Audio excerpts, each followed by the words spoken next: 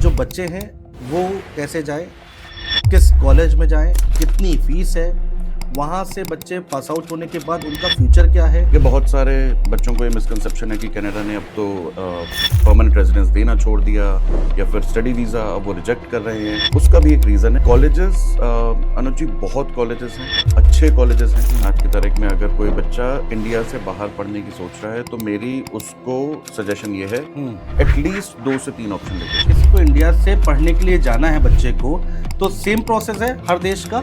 Mostly same process है।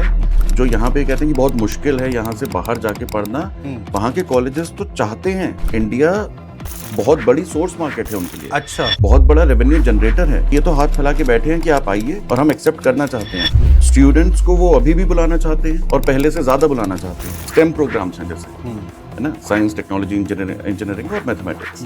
ये stem programmes eligible हैं पोस्ट ग्रेजुएट वर्क परमिट के लिए, क्योंकि ये डायरेक्टली लिंक्ड है वहाँ की जॉब डिमांड, अच्छा, वहाँ की मार्केट से। ये सिस्टम बना दिया है। ये सिस्टम बना दिया। कौन से वो कोर्सेज हैं जो करना सही रहेगा, जो बच्चे जाएं करें और उनका फ्यूचर सिक्योर हो। अगर आप इंजीनियरिंग प्रोग्राम करते हैं, बैचलर ऑफ साइंस करते हैं, मास्टर ऑफ साइंस करते हैं, एआई के प्रोग्राम्स हैं, machine learning, artificial intelligence, robotics, data science, तो ये सारे जो प्रोग्राम्स हैं जो स्टेम रिलेटेड हैं, आज की तारीख में उनकी बहुत डिमांड है। हम इसलिए पूछ रहे हैं कि हमारे जो लोग इस समय देख रहे हैं, जो बच्चे सुन रहे होंगे, उनके लिए सहूलियत हो जाएगी। कम से कम मोटे तौर पर अंदाज़ा तो हो जाएगा कि कितना पॉकेट में मनी होनी चाहिए। उनके पेरेंट्स को ये पता तो होना चाहिए। देखिए, कनाडा में जो एवरेज फ़ी है वो आपकी चलती है $25,000 to $30,000। ये आपकी चलेगी एनुअल। उसके बाद आपकी कॉस्ट ऑफ लिविंग है। कॉस्ट ऑफ लिविंग आपकी $10,000 से $15,000 आपकी चलेगी, डिपेंडिंग ऑन आप कौन से प्रोविंस में रहे। इंडिया से अगर आप कंपैरिजन करें तो अगर मैं MBBS जैसा कोर्स एक आपके रेफरेंस के लिए बताऊं, वो आपको इंडिया में महंगा पड़ेगा। अच्छा, हाँ जी। वहाँ पे रहना खाना थोड़ा महंगा है। रहना खाना थोड़ा महंगा। थोड़ा महंगा या बहुत महंगा?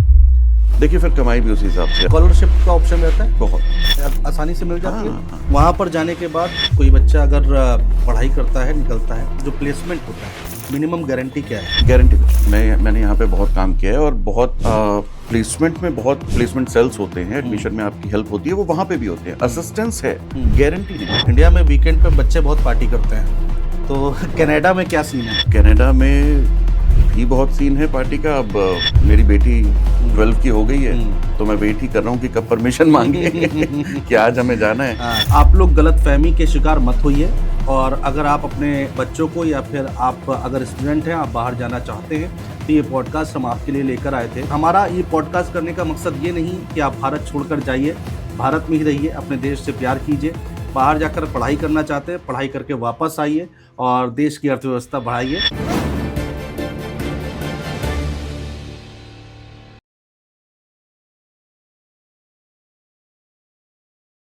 नमस्कार दोस्तों, मैं हूं आपके साथ अनुज श्रीवास्तव। आज का पॉडकास्ट बहुत खास होने जा रहा है। आज हम बात करेंगे विदेशों में जाकर जो सेटल्ड होना चाहते हैं लोग, विदेशों में जाकर पढ़ाई करना चाहते हैं स्टूडेंट्स, उनको क्या दिक्कतें आती हैं, क्या परेशानियां आती हैं, किस तरह से वो सक्सेस हो सकते हैं। हमारे साथ बेहद खास मेहमान जुड़े हुए हैं, जिनका नाम है क्षितिज वशिष्ठ, और ये कनाडाई हैं और अभी अभी कनाडा में सेटल्ड हैं और कनाडा से वापस आए हैं। इंडिया में हैं और इंडिया में कुछ दिनों के लिए आए हैं, तो हमने सोचा उनसे बातचीत की जाए, कुछ उनसे ज्ञान की बातें ली जाए, जिससे आपको सहूलियत हो। अगर आप भी प्लानिंग कर रहे हैं बाहर जाने की, आप भी अपने बच्चे को बाहर भेजना चाहते हैं पढ़ाई करने के लिए, तो आपके लिए ये पॉडकास्ट है और बहुत सहूलियत मिलेगी, इसका आप यकीन मानिए। खास बात यह है कि ये जिस फील्ड से जुड़े हुए हैं, जब ये इंडिया में थे तो ये शिक्षा.com में थे, अच्छी पोजीशन पे थे। अब जब ये कनाडा चले गए हैं तो वहाँ पर भी एजुकेशन लाइन से जुड़े हुए हैं, यानी कि मदद करते हैं लोगों की कि किस तरह से वहाँ पर लोग आए, बच्चे आए और सेटल हों। बात करते हैं। क्षितिज जी, बहुत स्वागत है आपका हमारे इस पॉडकास्ट में। Thank you Anuj ji, my pleasure. Kshitij ji, सबसे पहले हम आपसे ये समझना चाहेंगे, हम बात करेंगे, हम बहुत लंबी बात करेंगे, बहुत इंटरेस्टिंग बात करेंगे। कनाडा में आप हैं, कनाडा के बारे में जानेंगे। अब चूंकि कनाडा और यूएस आसपास है तो हम यूएस की भी बात करेंगे। सबसे पहले आप अपनी जर्नी के बारे में एक बार बताएं कि आपने क्यों सोचा कि इंडिया से बाहर क्यों जाना है, वहाँ जाकर सेटल्ड क्यों होना है, यहाँ पर और वहाँ से क्या फ़र्क है, और जब आप गए तो क्या परेशानी आई कि या फिर क्या सहूलियत मिली? देखिए, जो सबसे पहले आपका सवाल था कि ये फ़ैसला क्यों लिया और क्यों मैंने डिसाइड किया कि मेरे को बाहर मूव होना है। इंडिया में अच्छी पोजीशन पे था, जैसा आपने इंट्रोडक्शन में बताया, और वेल सेटल्ड था। मेरी वाइफ़ की अच्छी जॉब थी, डॉटर का स्कूल में एडमिशन था। मेरे भाई, जो बड़े भाई हैं मेरे, वो 2019 में मूव हुए। और ये बहुत सारे लोगों का रीज़न रहता है, कोर रीज़न रहता है कि फैमिली रीयूनिफिकेशन, तो फैमिली से मिलना और एक जगह सेटल हो जाना। तो मेरे बड़े भाई गए, वहाँ पे सेटल हुए। उनके एक्सपीरियंस से हमने समझा कि वहाँ की क्या लाइफ है और कैसे लाइफ अच्छी है। तो उससे थोड़ी इंकरेजमेंट मिली। और जो मेरे मॉम डैड हैं, उनकी थोड़ी एज हो रही थी, तो उनके लिए ट्रैवल बिटवीन टू कंट्रीज़ बहुत मुश्किल हो रहा था। तो उन्होंने भी ये सजेस्ट किया कि आप भी कनाडा मूव हो जाएं, और ये मेरा प्राइमरी रीज़न था। ठीक है। कनाडा जाना कितना आसान है? देखिए, आसान आज की तारीख में तो बहुत आसान है, क्योंकि आपके लिए हर शहर में दर्जनों कंसल्टेंट्स बैठे हैं जिनको एक्सपीरियंस है, ट्रस्टेड कंसल्टेंट्स हैं। वो आपको एक एक स्टेप पे गाइड कर सकते हैं। जैसे जब मैंने डिसीजन लिया, थोड़ा बहुत भाई से गाइडेंस थी, लेकिन प्रोसेस खुद ही करना था। तो मुझे कोई आइडिया नहीं था क्या डॉक्यूमेंटेशन लगेंगे, क्या लिस्ट है। तो वो हम जब एक कंसल्टेंट के पास गए, उन्होंने बताया, सब समझाया, और बहुत ही आसान बना रखा है वहाँ की गवर्नमेंट ने भी। क्या प्रोसेस, क्या है प्रोसेस, समझाइए एक बार। सो मेरा जैसे परमानेंट रेजिडेंस पे मैं गया था, तो अगर मैं परमानेंट रेजिडेंस की बात करूं तो सबसे पहले आपका होता है कि आपकी एजुकेशन। सो एक CRS पॉइंट सिस्टम होता है, ठीक है। तो उसमें पॉइंट सिस्टम में आपका एक CRS स्कोर बनता है, ठीक है। तो ये रैंकिंग है। तो आज की तारीख में वो स्कोर 500, 520, 540 तक जाता है। उस वक्त पे हमारा 450, 460, ये एक तरह की 470, मेरिट लिस्ट है। ये एक मेरिट लिस्ट है। और वो मेरिट लिस्ट आपकी डिसाइड होती है, आपको कितने साल का वर्क एक्सपीरियंस है, आपने 12th पास करी है, ग्रेजुएट हैं, पोस्ट ग्रेजुएट हैं, या डॉक्टरेट आपने करी हुई है। उसके बाद फिर आपकी एज कितनी है। कम एज पे आपको मैक्सिमम पॉइंट्स मिल जाते हैं। फिर IELTS होता है, IELTS हैं, टोफल हैं, डुओलिंगो हैं। ये इंग्लिश लैंग्वेज के प्रोफिशिएंसी एग्ज़ाम है कि आपकी इंग्लिश लैंग्वेज का लेवल क्या है, क्योंकि वहाँ पे जाएंगे तो आपको दिक्कत आएगी। तो वो एग्ज़ाम में आपका क्या स्कोर है, आपका बैंड 9 है अगर IELTS में, मान लीजिए जैसे मेरा बैंड 9 आया था, तो वो आपको हाईएस्ट स्कोर दे देता है। तो वो एक एक चीज़ आपकी, और अगर आपका कोई रिलेटिव है तो वहाँ से आपके थोड़े पॉइंट्स ऐड हो जाते हैं। तो ये सारे तरीके हैं, ये सारे कुल मिला के आपका एक CRS स्कोर डिसाइड करते हैं। उस CRS स्कोर जब वो डिसाइड हो जाता है तो फिर आप अप्लाई करते हैं। एक्सप्रेस एंट्री एक पाथ है जो फेडरल गवर्नमेंट का है, यानी सेंट्रल गवर्नमेंट का है। एक एक्सप्रेस एंट्री का है, और दूसरी एप्लीकेशन आप लगा देते हैं अगर आप किसी स्टेट, जो प्रोविंस होते हैं वहाँ पर। तो मैंने ओंटारियो के लिए, ओंटारियो बेसिकली एक्सप्रेस एंट्री से ही एप्लीकेशन उठा लेता है, तो उनका एक कॉमन सिस्टम है। कुछ प्रोविंस हैं, जैसे आपका हुआ सस्कैचुअन, प्रिंस एडवर्ड आइलैंड, जो थोड़े छोटे प्रोविंसेस हैं, उनके अलग मेरिट सिस्टम है। उनके लिए आपको अलग से एप्लीकेशन डालनी पड़ती है। तो मैंने सब में डाली थी। ओंटारियो से मेरे को OINP करके एक स्ट्रीम होती है, वहाँ से मुझे ऑफ़र आ गया था। तो इनविटेशन टू अप्लाई कहते हैं उसे। इनविटेशन टू अप्लाई आया, मैंने अप्लाई करा। ओंटारियो ने बहुत जल्दी मेरी एप्लीकेशन अप्रूव कर दी। वहाँ से फिर जब आपकी एप्लीकेशन कोई भी प्रोविंस अप्रूव कर देता है तो आपको 600 पॉइंट्स और मिल जाते हैं। अच्छा। तो अगर मेरा स्कोर 450 या 460 था, तो मेरा स्कोर मान लीजिए अब हो गया 1050। तो आपकी गारंटी हो जाती है कि अब अगला ITA जो एक्सप्रेस एंट्री का निकलेगा, जो सेंट्रल गवर्नमेंट निकालेगी, उसमें आपका नंबर आएगा ही आएगा। तो नेक्स्ट ITA जब आया तो मेरा उसमें ड्रॉ में नाम आ गया, और फिर हमने सेंट्रल गवर्नमेंट को अप्लाई किया। उस वक्त पेंडेमिक का भी टाइम आ गया, और ये सारी रशिया यूक्रेन की वॉर हो गई, लेकिन उन्होंने फिर भी प्रोसेस करा, और फाइनली टाइम लगा। मेरे केस में काफ़ी टाइम लग गया था। और एक तरह से देखिए, किसी और कंट्री में इमिग्रेट करना आपको बहुत पेशेंस चाहिए, है ना। हम 3 बार मेडिकल दे चुके थे, फाइल अटकी हुई थी, कुछ पता नहीं था कि हमारी फाइल पे कोई प्रोग्रेस है नहीं है। GCMS नोट्स हम रिक्वेस्ट कर रहे थे। लेकिन फाइनली फिर दिसंबर 2023 में मेरे को वीज़ा मिल गया, पासपोर्ट रिक्वेस्ट लेटर आ गया, और वीज़ा मिल गया। और वहाँ से फिर स्टैम्प। ठीक है। तो अब हम वहाँ की लाइफस्टाइल के बारे में बात करेंगे। पहले हम यहाँ के इंडिया के जो बच्चे हैं, स्टूडेंट हैं, उनकी सहूलियत की बात कर लेते हैं। तो आपने वहाँ पर अब चले गए, अब जो बच्चे हैं वो कैसे जाएं, किस कॉलेज में जाएं, कितनी फीस है, वहाँ से बच्चे पास आउट होने के बाद उनका फ्यूचर क्या है, एक बच्चा कोई एक आप कोर्सेज भी बताना, क्योंकि आप उस लाइन को तो आप डिटेल में बता पाओगे, कौन सा कोर्स करे कि उसके बाद उसको मिनिमम इतने पैसे वहाँ वो कमा लेगा, और उसमें और इंडिया में क्या डिफरेंस है। देखिए, स्टूडेंट्स का एक ही ज़रिया वहाँ जाने का, आपको स्टडी परमिट लेना ही पड़ेगा। स्टडी परमिट पे आप कनाडा जा सकते हैं। और जो आसानी आपने से मिल जाता है। आसानी से, आज की तारीख में थोड़ा डिफ़िकल्ट है, और मैं वो भी बताऊंगा कि क्यों डिफ़िकल्ट है। ठीक है। ठीक है, बहुत सारे बच्चों को ये मिसकंसेप्शन है कि कनाडा ने अब तो परमानेंट रेजिडेंस देना छोड़ दिया, या फिर स्टडी वीज़ा अब वो रिजेक्ट कर रहे हैं। उसका भी एक रीज़न है, उस पर हम बाद में आएंगे। फ़िलहाल स्टडी परमिट एक ज़रिया है जो जिससे स्टूडेंट्स वहाँ पे जाके स्टडी कर सकते हैं। वो शॉर्ट टर्म स्टडी हो सकती है, लॉन्ग टर्म स्टडी हो सकती है। कॉलेजेस, अनुज जी, बहुत कॉलेजेस हैं, अच्छे कॉलेजेस हैं। आप अगर, और ज़्यादातर पब्लिक कॉलेजेस वहाँ पर बहुत ही अच्छे हैं। आप जॉर्ज ब्राउन की बात कर लें, जॉर्ज ब्राउन कॉलेज है। उसके बाद आप कॉनेस्टोगा की बात कर लें, आप सेनेका की बात कर लें, आप सेंट क्लेयर की बात कर लें, फ्रेंच वे की बात कर लें, southern Alberta institute of technology की बात कर लें, northern Alberta institute of technology की सब बात कनाडा कर लें। में। ये सारे कनाडा में ठीक हैं, है। अलग अब अलग इसमें एक चीज़ प्रोविंस और जोड़ देता हूँ, अगर कोई और भी कहीं जाना चाहे तो उसके बारे में अगर कुछ राय दे सकते हैं तो वो भी बताइएगा। जैसे कोई यूएस जाना चाहता है, कोई ऑस्ट्रेलिया जाना चाहता है। यूक्रेन में जब वॉर हुई तो हमने देखा कितने बच्चे स्टूडेंट वहाँ पर फंसे हुए थे, उसके बारे में भी थोड़ा उसमें ऐड कीजिए। कनाडा एज एन ऑप्शन जो लेके चल रहे हैं, या फिर कोई भी डेस्टिनेशन आज की तारीख में, अगर कोई बच्चा इंडिया से बाहर पढ़ने की सोच रहा है तो मेरी उसको सजेशन ये है कि एटलीस्ट 2 से 3 ऑप्शन लेके चले। अच्छा। ठीक है, अगर आप नॉर्थ अमेरिका का सोच रहे हैं तो यूएस और कनाडा तो है ही, ठीक है, लेकिन साइड बाय साइड आप यूके ले लीजिए, या फिर कोई यूरोपियन कंट्री ले लीजिए। ठीक है, आपके पास 2 से 3 ऑप्शन होने चाहिए कि अगर आपको एक कंट्री से वीज़ा रिजेक्शन आता है, ठीक है, या फिर अगर आपको कहीं से एक्सेप्टेंस नहीं मिलता है, ऑफर लेटर नहीं मिलता है, तो आपके पास एक बैकअप प्लान तैयार हो। अच्छा। दूसरी सबसे बड़ी जो चीज़ है वो है आपको प्लानिंग पहले स्टार्ट करनी पड़ेगी। ठीक है, वो चाहे आपको आईएलटीएस देना है, आपको कौन सा सब्जेक्ट्स लेने हैं 10th में, 12th में, ग्रेजुएशन में, आप कौन सा प्रोग्राम करना चाहते हैं। तो अप्लाई बोर्ड जिसमें अब मैं काम करता हूँ वो US, UK, Germany, Ireland, Australia, इन सब डेस्टिनेशंस के लिए स्टूडेंट्स की हेल्प करता है। तो आप कुछ ना करें, आप एक बार अप्लाई बोर्ड जैसे किसी भी वेबसाइट पे चले जाएं, आप इन 5 डेस्टिनेशन के तमाम कॉलेजेस फिल्टर कर सकते हैं, सॉर्ट कर सकते हैं, tuition fee, low to high, application जहां फ्री है, वो सब आप देख सकते हैं।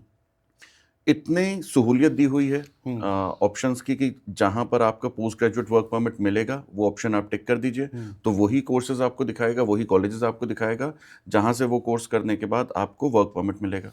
अच्छा, सेम प्रोसेस है चाहे वो कनाडा जाए चाहे यूएस जाए? एक वेबसाइट है वो। अच्छा। एक वेबसाइट है, उसमें आपको बस चूज करना है कि आप कहाँ जाना चाहते हैं। नहीं, मैं ये कह रहा हूँ कि ये तो चलिए ठीक है, वेबसाइट की बात, कोर्स की बात, कॉलेजेस की बात। हाँ। मैं ये कह रहा हूँ कि अगर किसी को इंडिया से पढ़ने के लिए जाना है बच्चे को, तो सेम प्रोसेस है हर देश का? मोस्टली सेम प्रोसेस है। देखिए, अगर आप बॉटम लाइन बात करें, ब्रॉडली बात करें, तो प्रोसेस सेम है। ठीक है, आपको सबसे पहले आप अप्लाई करते हैं, आपकी जो एजुकेशन की ट्रांसक्रिप्ट्स हैं वो ट्रांसक्रिप्ट्स आती हैं कॉलेज को, कॉलेज देखता है आपकी क्या जीपीए थी, आपकी क्या परसेंटेज थी 12th में, ग्रेजुएशन में, ना, आपकी क्या प्रोफाइल है। तो ये ट्रांसक्रिप्ट्स एक डॉक्यूमेंट हो गए। उसके बाद फिर आपका जो पासपोर्ट है, या फिर आपकी जो बैंक स्टेटमेंट है, आपके पास फाइनेंशियल जो आप गारंटी देते हैं, आप स्पॉन्सर्ड हैं, या फिर आपके पास वो उतना जो फंड्स हैं, वो उनकी एज क्या है, 6 मंथ्स ओल्ड हैं वो फंड्स के नहीं बैंक अकाउंट में, तो कॉलेजेस ये देखते हैं। तो ये आपके बॉटम लाइन, ये जो बेसिक डॉक्यूमेंट्स हैं वो ये हैं। उसके बाद फिर आपका आईएलटीएस आ जाता है। आज की तारीख में देखिए, उनको तो एडमिशन चाहिए। जो यहाँ पे कहते हैं कि बहुत मुश्किल है यहाँ से बाहर जाके पढ़ना, वहाँ के कॉलेजेस तो चाहते हैं। इंडिया बहुत बड़ी सोर्स मार्केट है उनके लिए। अच्छा। बहुत बड़ा रेवेन्यू जनरेटर है। अच्छा। इंडिया, चाइना, बांग्लादेश, ठीक है, और खासकर इंडिया और चाइना, ये आज की तारीख में सबसे बड़े रेवेन्यू जनरेटर्स हैं इन कॉलेजेस के लिए। अच्छा। तो ये तो हाथ फैला के बैठे हैं कि आप आइए और हम एक्सेप्ट करना चाहते हैं। 50% अगर आपके हैं 12th में, तब भी कॉलेजेस अवेलेबल हैं, है ना। अगर आपके आईएलटीएस में 5.56 हैं, तो आपके पास पाथवे प्रोग्राम्स हैं, एक्सेलरेटर प्रोग्राम्स हैं, जहाँ पे ये कॉलेजेस आपको पढ़ाई तो कराएंगे, साथ में इंग्लिश पे भी आपकी वर्क करेंगे। अच्छा। तो मैं आपको गारंटी देके कह सकता हूं कि अगर आपने 2 डेस्टिनेशंस पकड़ ली और सोच के दिमाग से चले, क्योंकि अब देखिए बहुत सारी गवर्नमेंट ने पॉलिसीज चेंज करी हैं जो लोगों को लगता है कि अब तो वो बुलाना नहीं चाहते। ऐसा नहीं है, स्टूडेंट्स को वो अभी भी बुलाना चाहते हैं और पहले से ज्यादा बुलाना चाहते हैं। लेकिन एक तो अब जैसे कनाडा की अगर बात करें, यूएस की बात करें, तो स्टूडेंट, अब आप बिजनेस का प्रोग्राम लेके चले गए, वहां पे आप पार्ट टाइम जॉब कर रहे हैं, सब कुछ कर रहे हैं, आपका कोर्स खत्म हुआ, उस कोर्स की मान लीजिए कनाडा में अब डिमांड नहीं है, तो आपको जॉब नहीं मिल रही, आप परेशान हैं, आप पार्ट टाइम जॉब करेंगे, शिफ्ट्स करेंगे, है ना, उसका कोई फायदा है नहीं, ना तो वो सरकार को फायदा हो रहा है, ना आपको फायदा हो रहा है, till the time you well settled. So अब सरकार ने क्या करा कि स्टेम प्रोग्राम्स हैं, जैसे है ना, साइंस, टेक्नोलॉजी, इंजीनियरिंग और मैथमेटिक्स, ये स्टेम प्रोग्राम्स एलिजिबल हैं पोस्ट ग्रेजुएट वर्क परमिट के लिए, क्योंकि ये डायरेक्टली लिंक्ड है वहाँ की जॉब डिमांड, अच्छा, वहाँ की मार्केट से। ये सिस्टम बना दिया है। ये सिस्टम बना दिया, और 2023 में बहुत हो हल्ला हुआ, 2024 में बहुत हो हल्ला हुआ जब ये अनाउंसमेंट आई। लेकिन सरकार ये देख रही है, अगर आप लॉन्ग टर्म देखें, अगर आप वहाँ पर सेटलमेंट के पर्पज से भी जा रहे हैं, तो भाई काम तो आप करोगे ना, काम तो चाहिए। आपने कोर्स कर लिया, उसके बाद जॉब मिल नहीं रही, तो सरकार ने अब ये कर दिया वहाँ की कि ये कोर्स करो और हमारे पास इसके लिए जॉब्स हैं कनाडा में, है ना।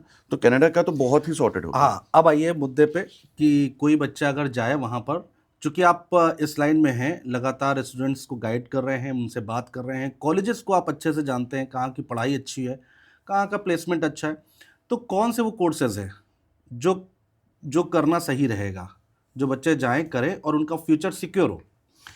देखिए, एक तो स्टेम जो मैंने बताया बहुत इन डिमांड है कनाडा में, तो अगर आप कोई इंजीनियरिंग प्रोग्राम करते हैं, बैचलर ऑफ साइंस करते हैं, मास्टर ऑफ साइंस करते हैं, एआई के प्रोग्राम्स हैं, machine learning, artificial intelligence, robotics, data science, तो ये सारे जो प्रोग्राम्स हैं जो स्टेम रिलेटेड हैं, आज की तारीख में उनकी बहुत डिमांड है, और वहाँ पर पैकेजेस भी आपके अच्छे हैं। चाहे आप स्टार्टिंग जॉब पे ही जा रहे हैं, तब भी आपके पैकेजेस अच्छे हैं, तो आपको एक तो जॉब भी मिल जाएगी आसानी से, और उसके बाद आपका पैकेज भी ठीक होगा, प्लस ग्रोथ है ना। तो ये एआई, आप भी जानते हैं कि आज की तारीख में कोडर्स भी एआई की तरफ भाग रहे हैं।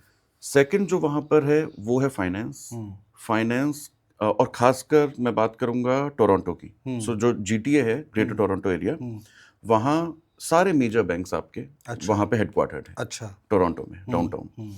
तो वहाँ अगर आप फाइनेंस के हैं, फाइनेंस बैकग्राउंड से हैं, और फाइनेंस में तो आप अकाउंटिंग कर लीजिए, है ना, कोई भी फाइनेंस के आप पकड़ लीजिए, और पॉलिसी मेकिंग, सो इकोनॉमिक्स, और इकोनॉमिक्स में सिर्फ जैसे आपने अकाउंटिंग कर ली, उससे आपको एक बेसिक जॉब मिलेगी। बट अगर आप इकोनॉमिक्स में पॉलिसी मेकिंग में आप मास्टर्स करते हैं मान लीजिए, तो आप डिसीजन मेकिंग लेवल पे हैं। अच्छा, सो वर्ल्ड बैंक जैसी उसके पे भी ओपनिंग, उसकी पे बहुत अच्छी है ना, तो वहाँ पे फिर आप फाइनेंशियल एडवाइजर बनते हैं। अच्छा, बैंक्स में। अच्छा, तो उसकी बहुत अच्छी डिमांड है। और तीसरा हेल्थ केयर, और हेल्थ केयर में यहाँ पर मैंने बहुत सारे स्टूडेंट्स को पर्सनल सपोर्ट वर्कर के पीछे भागते हुए देखा। वो मेरे ख्याल से हेल्थ केयर के लिए इट्स अ गुड प्रोग्राम, उसकी डिमांड भी है।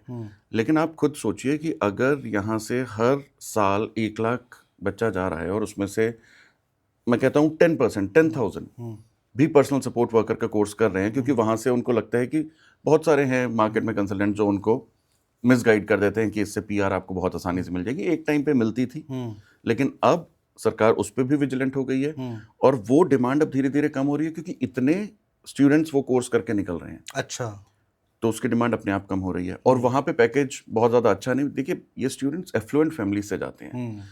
कनाडा या कोई भी बाहर की कंट्री में आप जाएंगे तो आपकी जेब में पैसा होना चाहिए, और वो पैसा अगर आप खर्च करके पर्सनल सपोर्ट वर्कर का, वो स्टूडेंट ये नहीं समझते कि पर्सनल सपोर्ट वर्कर के बाद आपको काम क्या करते हैं। एल्डरली लोग हैं, उनको आपको सपोर्ट करना है, जो चल फिर नहीं सकते हैं, जो अपना खुद का ख्याल नहीं रख सकते हैं। वो काम, उनकी साफ सफाई, उनकी देखभाल, उनके साथ रहना, ना, वो काम ये स्टूडेंट्स कर भी पाएंगे कि नहीं, दे आर नॉट श्योर। सही बात है। और जब वो कर लेते हैं कोर्स, उसके बाद फिर स्ट्रगल करते हैं। हेल्थ केयर में आप डेंटिस्ट्री का कर लीजिए, प्रैक्टिकल नर्सिंग का कोर्स कर लीजिए, डेंटल असिस्टेंट्स का कोर्स कर लीजिए। तो जितने हेल्थ केयर के प्रोग्राम्स हैं, उनकी भी कनाडा में बहुत ज़्यादा डिमांड है ना, और उनकी सैलरी बाकी प्रोफेशन से, बाकी जॉब से बेहतर है। एक चीज़ मुझे और समझाइए, एक बच्चा इंडिया में पढ़ता है, एक बच्चा बाहर जाकर पढ़ता है, कनाडा, यूएस, ऑस्ट्रेलिया, जहाँ भी चला जाए, तो उसकी फीस में कितना अंतर आएगा? यहाँ के टॉप कॉलेजेस और वहाँ के टॉप कॉलेजेस की फीस का कितना अंतर है?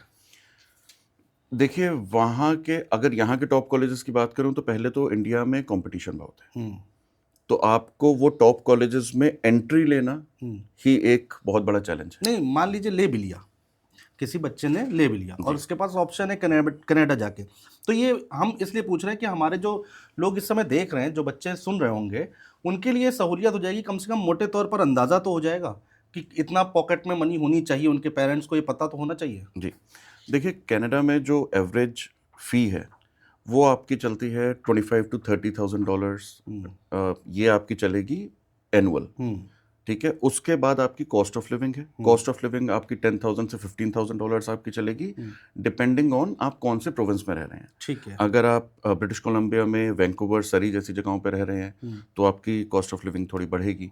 टोरंटो रह रहे हैं, आपकी कॉस्ट ऑफ लिविंग बढ़ेगी। लेकिन यही अगर आप अल्बर्टा रह रहे हैं, प्रिंस एडवर्ड आइलैंड रह रहे हैं, सस्कैचुअन रह रहे हैं, तो वहाँ जो अटलांटिक प्रोविंसेस हैं वहाँ के, वहाँ पर आपकी कॉस्ट ऑफ लिविंग थोड़ी कम हो जाती है, वहाँ पे फ़ी भी थोड़ी कम हो जाती है।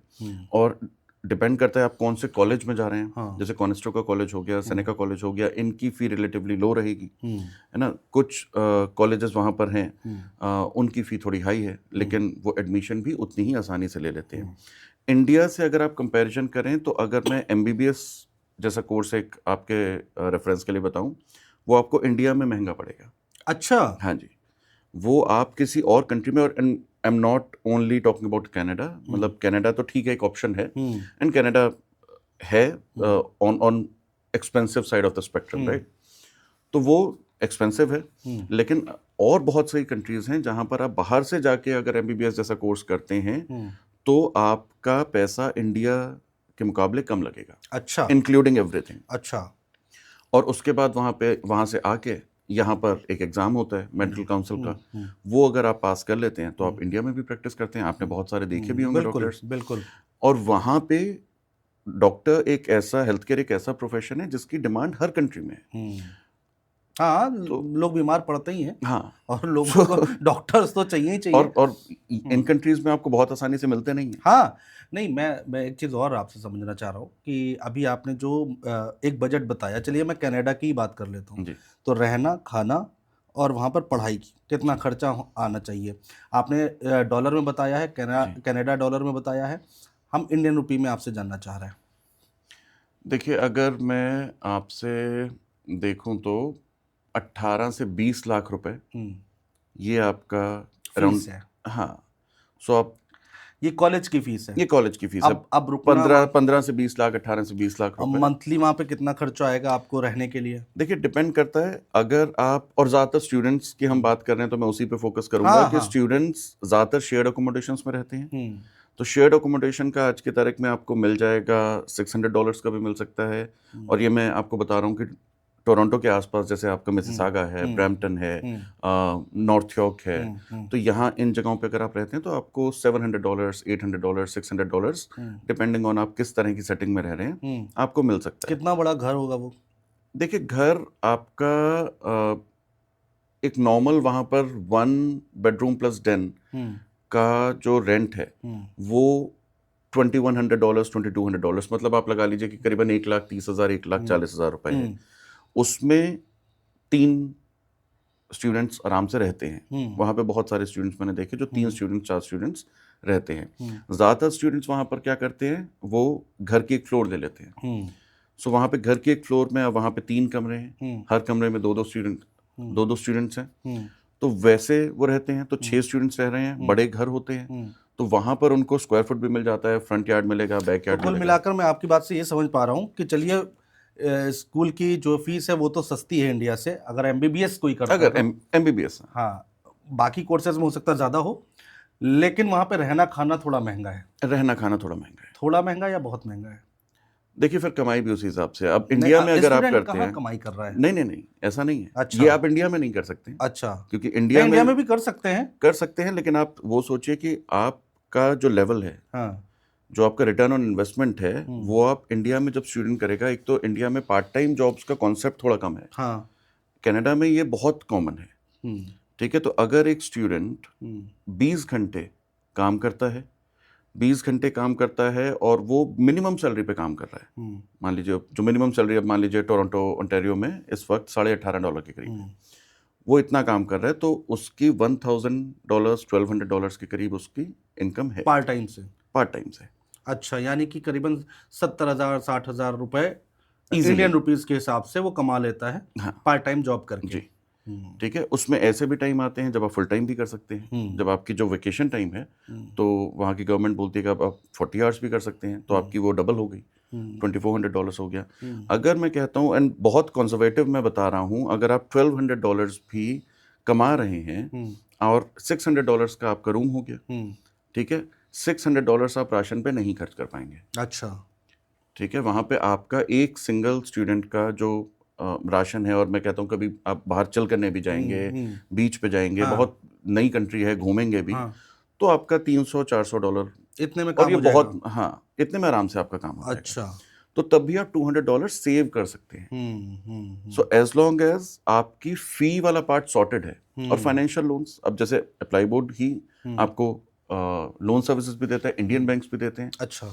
तो अगर आपका लोन सॉर्टेड है या फिर आपका फी वाला पार्ट सॉर्टेड है, देन आप पार्ट टाइम करके वहाँ की लिविंग कॉस्ट तो इट पेज फॉर इटसेल्फ, वो तो आप उसी में से निकाल लेंगे। और वहाँ है भी कल्चर, बहुत ऑप्शंस हैं, ठीक है। आप 2 जॉब्स कर सकते हैं। अगर आपके पास शेड्यूल है वन, सो जैसे वहाँ पे एक साल का आपने कोर्स किया तो आपको 1 साल का वर्क परमिट मिलेगा। अगर आपने 16 महीने से ज़्यादा का कोर्स किया तो आपको 3 साल का वर्क परमिट मिलेगा।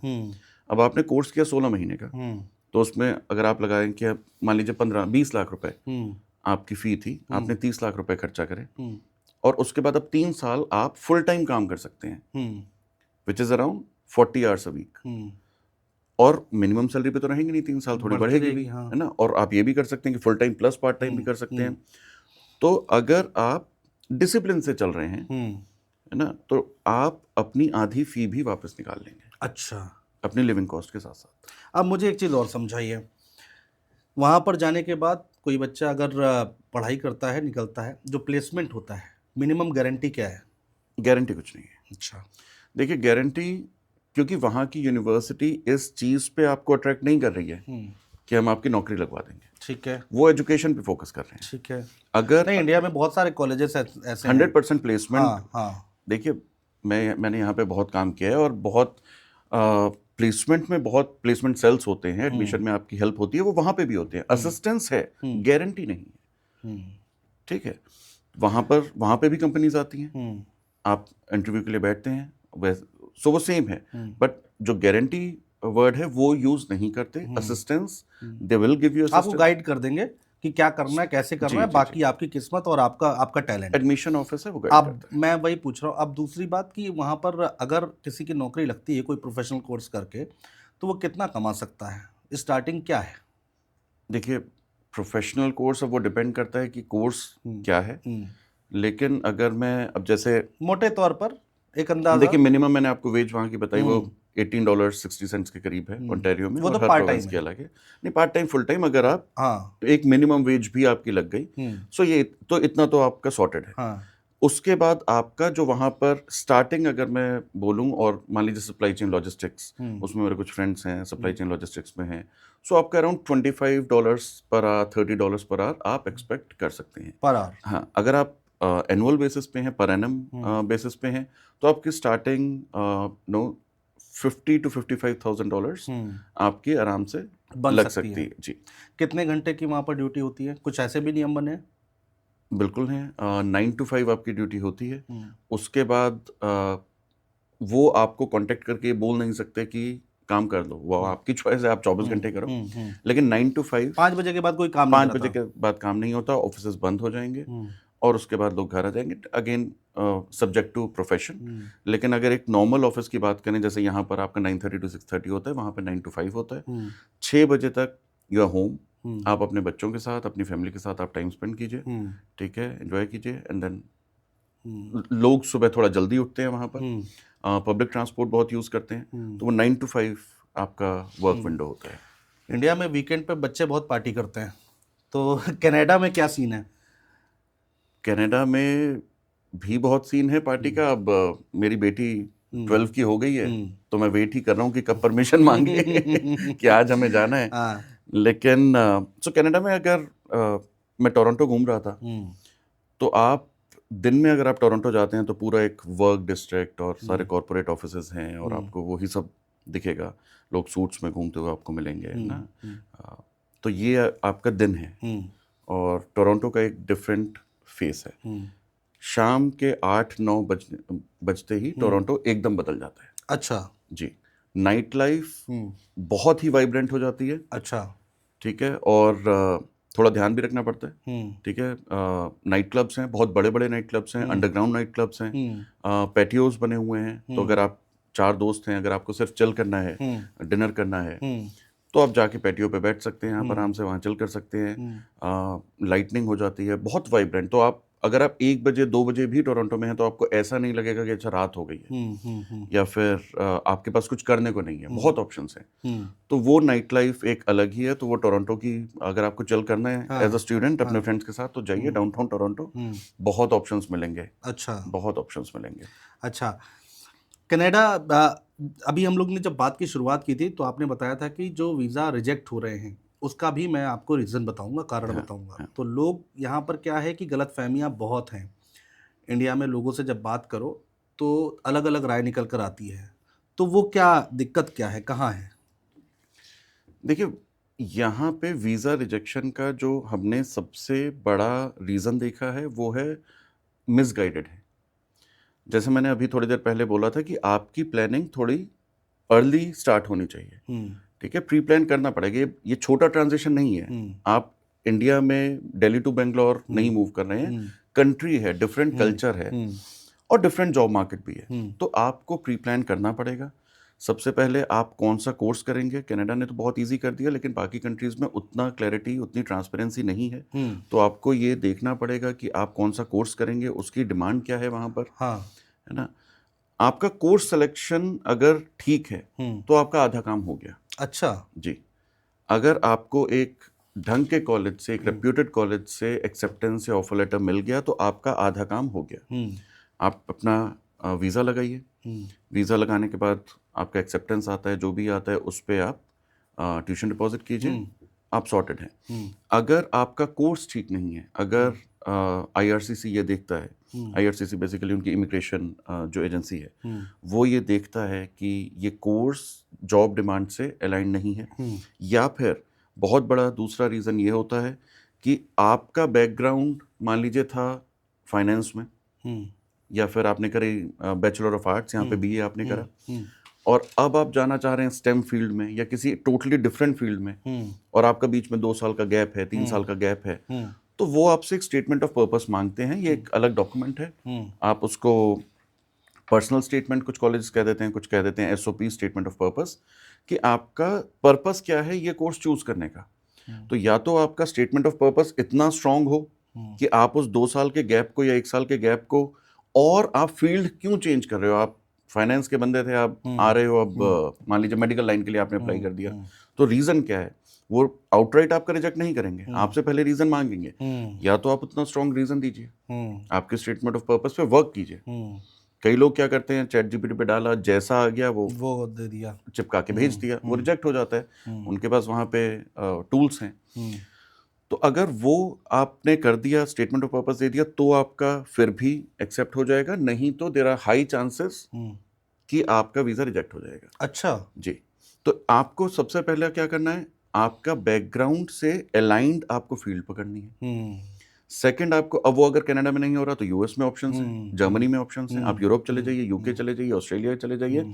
आप मत कीजिए, आप कनाडा में अप्लाई मत कीजिए। आपको ये समझना पड़ेगा कि अगर कनाडा ये इन लिमिटेड प्रोग्राम्स के लिए अभी वीज़ा दे रहा है, क्योंकि वो वहाँ पर इन डिमांड है। वो ऐसे लोगों को नहीं बुलाना चाहता जिनको वो कल को जॉब ना दे पाए। हाँ। और ये लॉन्ग टर्म कंट्री की ग्रोथ के लिए अच्छा है। They are focused, they are sorted.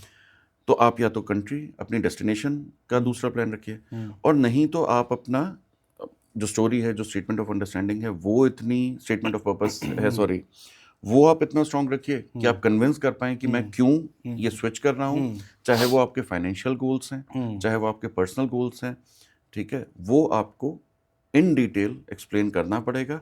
अगर कॉलेज कन्विंस होता है आपको ऑफर लेटर मिलेगा और वही सेम आपका स्टेटमेंट ऑफ पर्पस IRCC में भी जाएगा। अच्छा, और वहां पे भी ये सवाल उठ सकता है, तो वहां पे भी वो स्टेटमेंट ऑफ पर्पस यूज होगा। ठीक है क्षितिज जी, अब आप ये बताएं हमें, वहाँ पर वर्क वीज़ा तो मिल गया है, लेकिन उसके बाद क्या है? उसके बाद वहाँ पर भविष्य क्या है?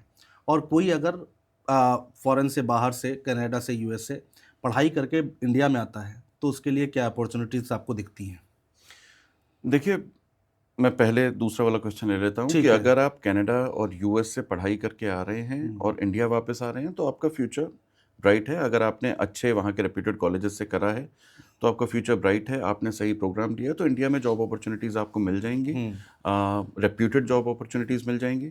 स्टार्टिंग लेवल से आप स्टार्ट करेंगे, लेकिन आपके पास वो कैलिबर होगा कि आप ग्रो जल्दी कर सकते हैं, बिकॉज वहाँ पर आपके जो कॉलेजेस हैं वो आपको एक इंडिपेंडेंट थिंकिंग का माइंडसेट देते हैं। क्रैमिंग का वहाँ पर कल्चर नहीं है, रट्टाफिकेशन का कल्चर नहीं है, प्रैक्टिकल लर्निंग पे ज़्यादा फोकस रहता है।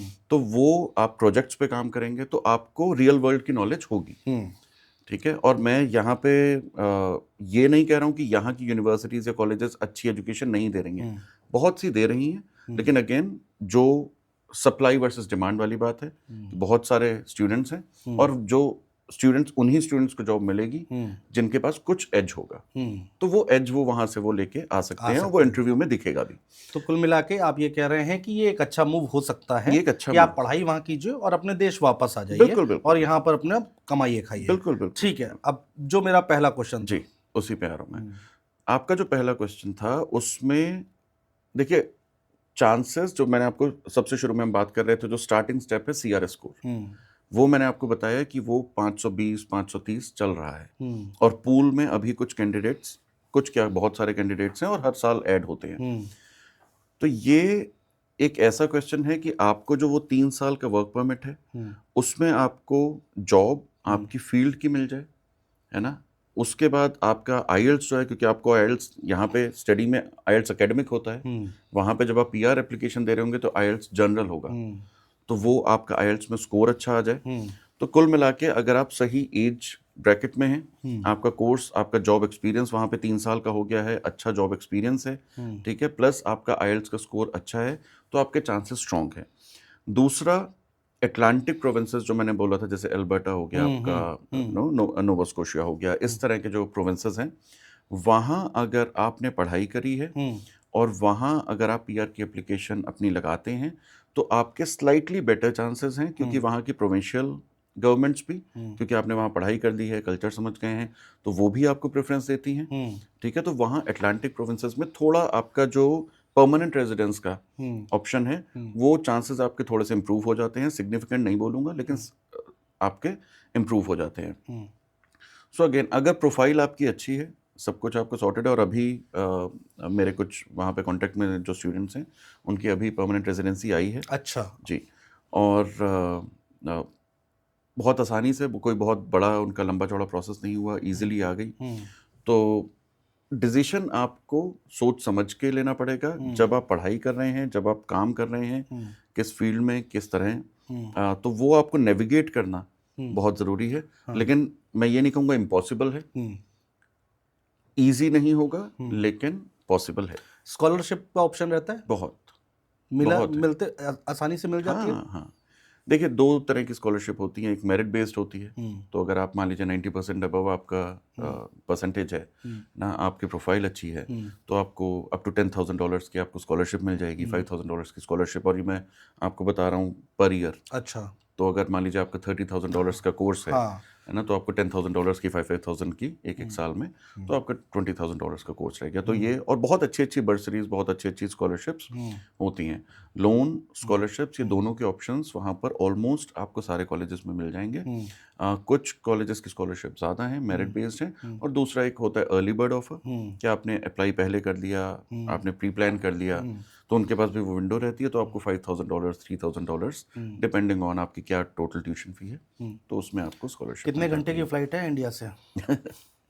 डायरेक्ट 14 घंटे की, 15 घंटे की। अच्छा, हाँ जी, 15-16 और घंटे। ब्रेक करके?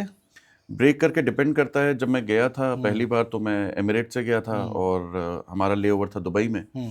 तो यहाँ से आप लगा लीजिए 3.5-4 घंटे दुबई के, और दुबई से फिर दुबई टू टोरंटो, हमारी टोरंटो पियर्सन इंटरनेशनल की हमारी फ्लाइट थी। तो उसमें हमें 14 घंटे की और जर्नी लगी। तो वो हमारी टोटल जर्नी आप लेओवर वगैरह मिला के अगर आप काउंट करें तो एटलीस्ट 22 आवर्स की थी। इस बार मैं जो आया हूँ और जो मेरी वापसी भी है वो मेरी वया पेरिस है। तो पेरिस में हमारा लेओवर है।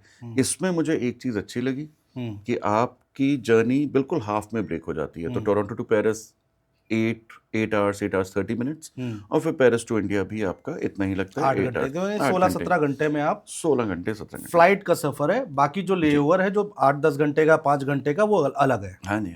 तो ठीक है। बहुत सारे इंडियंस होंगे कनाडा में आपकी तरह बहुत लोग? बहुत बहुत बहुत सारे हैं और बहुत अच्छा कर रहे हैं। अच्छा। जी जी जी। इंडियंस का देखिए यहाँ पे एक मिसकंसेप्शन है कि वहाँ पे, और बीच में न्यूज़ भी आई थी, वो इंडिया में बहुत ज़्यादा चल रही थी न्यूज़। तो मेरे यहाँ के दोस्त मुझे फ़ोन करके बोल रहे थे कि यार क्या है, तुम सेफ रहना। और मैं वहाँ पे रोज़ अपना नॉर्मल की तरह जॉब पे जा रहा हूँ, वहाँ पे किसी को कुछ नहीं पड़ा है, बिल्कुल नॉर्मल लाइफ चल रही है। कि आपके खिलाफ तो प्रोटेस्ट हो रहे हैं और अब रेसिज्म हो रहा है। देखिए हर कंट्री का कुछ ना कुछ आपके साथ, अब इंडिया में आप रह रहे हैं, अगर आप 20 साल रहेंगे, 10 साल रहेंगे, 1-2 इंसिडेंट्स हो सकते हमने तो हैं। यूएस में भी सुना है, बहुत सारी चीजें होती रहती हैं, हर जगह होती हैं, ठीक है। आप हर जगह आप मान लीजिए अच्छे लोग भी हैं, बुरे लोग भी हैं, ठीक है। तो आप जर्नलाइज नहीं कर सकते। मेरे साथ अभी तक टचवुड अभी तक कोई एक भी ऐसा इंसिडेंट नहीं हुआ है जिसको मैं रेसिस्ट बोल सकूं। कोई आज तक मुझे रूड नहीं मिला है। और मैंने 2 इंडस्ट्रीज में काम कर लिया, एक एजुकेशन में है, एक मैंने रिटेल में भी शुरू में काम किया था, वहाँ पे भी मुझे ऐसा कोई रूड कस्टमर्स नहीं मिले।